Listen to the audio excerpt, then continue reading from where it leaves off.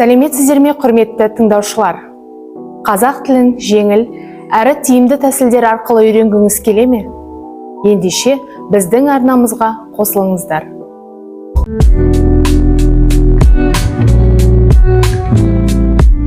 Бүгінгі сабақта отбасы мүшелерін қазақша атауды үйренетін боламыз.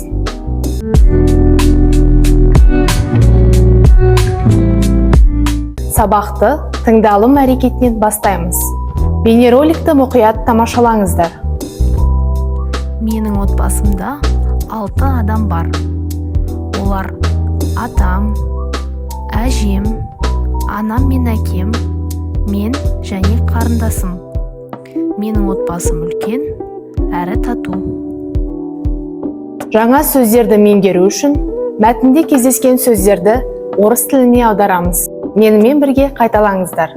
Отбасы, семья, ата, дедушка, әже, бабушка, ана, мама, әке, папа, аға, старший брат, іні, младший брат, әпке, старшая сестра, сіңілі, младшая сестра, қарындас, младшая сестра.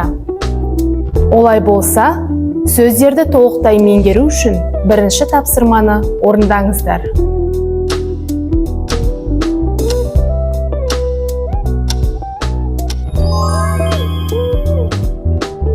Екінші тапсырмада асты сызылған сөздерді қазақ тіліне аударамыз.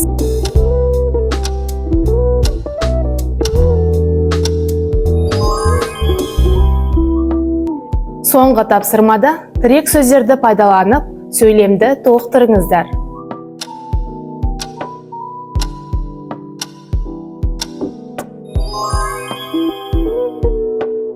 Сонымен сабағымыз аяқталды.